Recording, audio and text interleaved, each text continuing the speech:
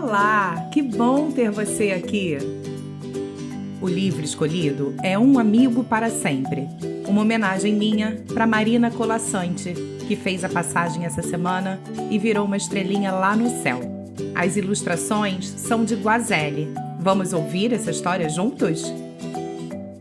Essa é uma história real, a história de Laudino Vieira, escritor de Angola, que lutou pela independência de seu país. Mas é uma história tão bonita que eu bem gostaria de tê-la inventado. Porque pensava diferente dos que chefiavam seu país, aquele homem estava preso.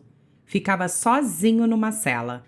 Mas uma vez por dia, vinham buscá-lo e o levavam para apanhar sol. Era importante que apanhasse sol, para não morrer.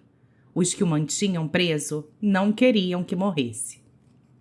Lá fora era uma espécie de grande jardim rodeado de muros altos e vigiado.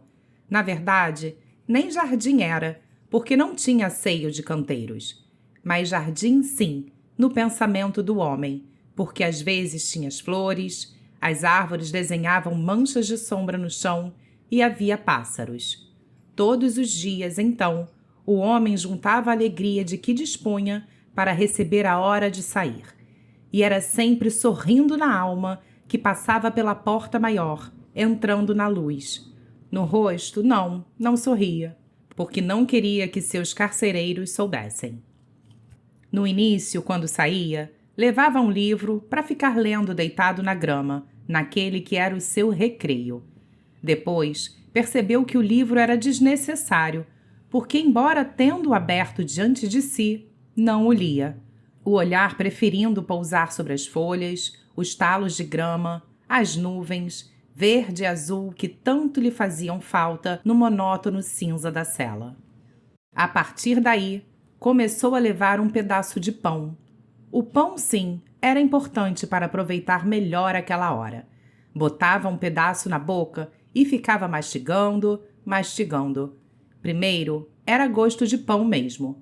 Depois, com a saliva, ia virando gosto de trigo, e deitado ao sol, de olhos fechados, o homem podia imaginar-se num trigal, com alguma água por perto, de fonte ou rio, e na qual banharia o rosto quando tivesse vontade. Foi por causa do pão que o passarinho chegou mais perto. Não muito, é claro, mas um pouco mais que os outros, o suficiente para que o homem reparasse nele e passasse a observá-lo com atenção. Queria as migalhas. Tinha uma cabecinha delicada e redonda que inclinava para o lado, como se pensasse coisas importantes. E talvez pensasse. Os olhos também eram redondos, brilhantes como se duros. E duro era certamente o bico com que ciscava o chão, sem se descuidar da perigosa proximidade do homem.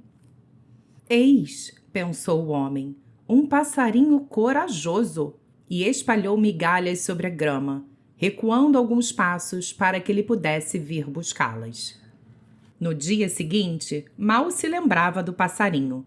Porém, enquanto partia pedaços de pão para levá-los à boca, novamente o passarinho se destacou dos demais e se aproximou saltitando, pronto a voar ao menor perigo, mas se arriscando um pouco mais. E, novamente, o homem premiou com migalhas a sua coragem. Assim, começaram a se entender. E, a partir de então, o homem percebeu que a alegria de sair se juntava a outra, a alegria de um encontro. Agora, cada vez que cruzava a porta maior mergulhando no sol, perguntava-se se o passarinho estaria lá, esperando-o. E sempre estava. Durante semanas, o homem tomou o cuidado de manter-se quieto, quase imóvel, enquanto o passarinho se aproximava. Depois, movendo-se bem devagar, com idênticos gestos, deixava cair as migalhas e recuava alguns passos, sempre igual, para que o outro entendesse que ele não representava riscos.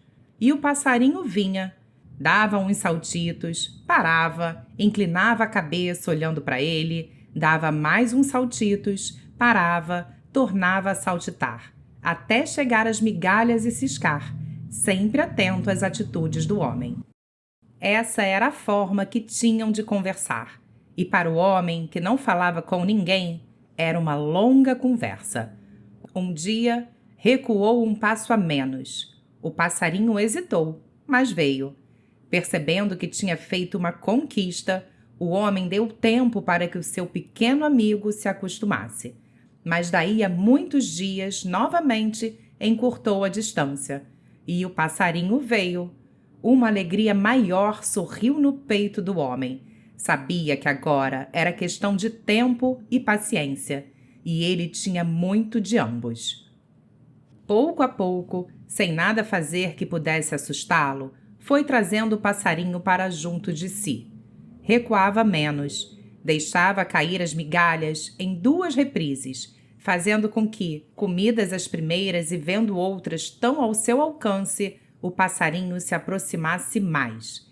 Nesse jogo, passaram-se meses, e é provável que o coração do passarinho não batesse mais acelerado no dia em que veio buscar suas migalhas entre aqueles 2 sapatos escuros. Mas o do homem bateu. Faltava ainda muito, porém, porque a distância entre os sapatos e a mão era talvez mais difícil de superar do que os metros de gramado que já haviam sido vencidos. Mas o tempo não parecia ter nenhum limite, e a paciência se fazia maior à medida que aumentava o amor. Foram-se os meses, alguns, muitos talvez, e de murmúrio em murmúrio espalhou-se na prisão que aquele homem havia domesticado um passarinho, e que todos os dias, quando cruzava a porta maior, vinha o amigo, entre cantos e bater de asas, comer na sua mão. Breve, os homens das outras celas quiseram ver. Alguns ficaram olhando pelas janelinhas, entre as grades. Outros, que saíam com ele, passaram a acompanhar os seus passos no jardim. E todos viram e comprovaram. Havia um passarinho que confiava em um homem e lhe fazia festa e pousava nos seus dedos para comer migalhas na palma aberta. Outros tentaram fazer a mesma coisa, desejosos de também ter os seus amigos. Mas, apesar do desejo e das migalhas, nenhum conseguiu. Então, aquele único passarinho que só atendia àquele homem tornou-se um pouco o passarinho de todos.